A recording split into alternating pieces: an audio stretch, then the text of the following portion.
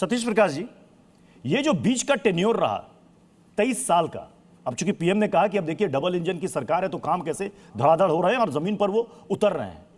कहां पेच फंसा था?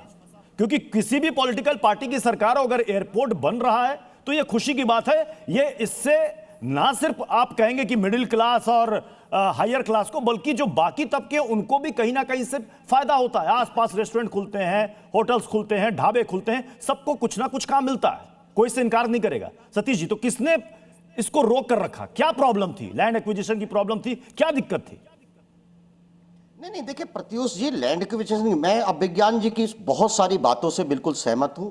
अगर आपको विकसित भारत का सपना पूरा करना है तो निश्चित रूप से कनेक्टिविटी आपको बेहतर करनी पड़ेगी। एयरपोर्ट और बनने चाहिए। लेकिन मेरा कुछ सवाल भी है कि एयरपोर्ट बनाता कौन है?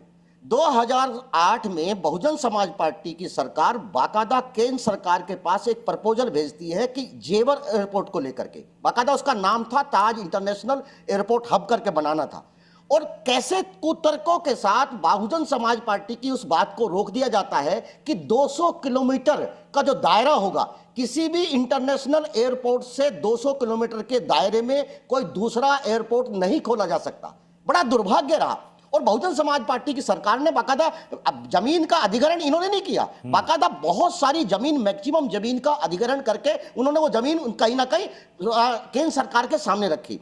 मेरा कहना एक बात और भी है, देखिए कहीं विकास कहीं ऐसा तो नहीं है कि भारत में कुछ गलतियां हो रही है। अगर बहुजन समाज पार्टी की सरकार ये कहती है कि हम गंगा एक्सप्रेस वे बनाएंगे, तो ये भी एक सवाल है कि इसी भारत में बहुत सारे कट्टरपंथी लोग कहीं ना कहीं ये कहते हैं कि गंगा मैली हो जाएगी। एनजीटी जैसे संस्थान खड़े हो जाते हैं विरोध करने के लिए कि इससे पोल्यूशन बढ़ेगा, गंगा की शुद्धता के ऊपर प्रभाव होगा। आज वो गंगा एक्सप्रेस भी बन गया, आज एयरपोर्ट भी बन गया। देखिए मेरा कहना यह है कि कभी भी विकासशील चीजों का विरोध नहीं होना चाहिए। विकसित सोच कोई भी व्यक्ति रख सकता है, और यही थे तमाम लोग।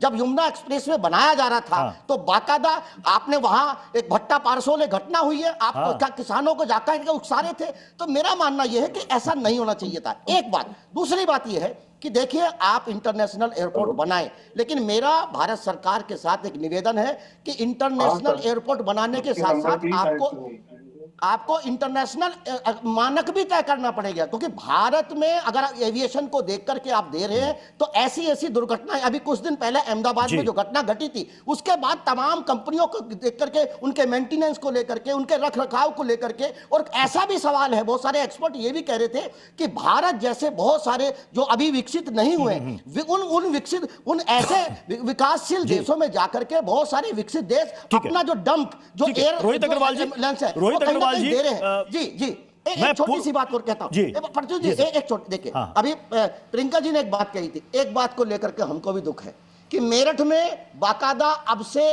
14-15 साल पहले से ही अंबेडकर एक हवाई पट्टी बनी खड़ी है। आपने वहां तमाम कनेक्टिविटी दे दी, क्योंकि उस एयरपोर्ट का नाम अंबेडकर है तो वहां घास उगी हुई है, वो बाकायदा वहां कनेक्टिविटी हो सकती है। तमाम लोग चाहते हैं, मेरठ एक अच्छा क्षेत्र है, पूरा का पूरा पश्चिम का एक सेंटर है, अगर वहां उस हवाई पट्टी को क्यों नहीं खोला जा सकता? एक छोटे छोटे यान चलाए जा सकते हैं। तो कहीं ना कहीं वर्तमान सरकार का भी जो मानक है वो दोहरे हैं, उनकी भी सोच में वो बेहतर वो नहीं है। जी मैं इसका जवाब प्रेम जी से लूंगा, लेकिन मैं जल्दी से रोहित अग्रवाल आपका रुख कर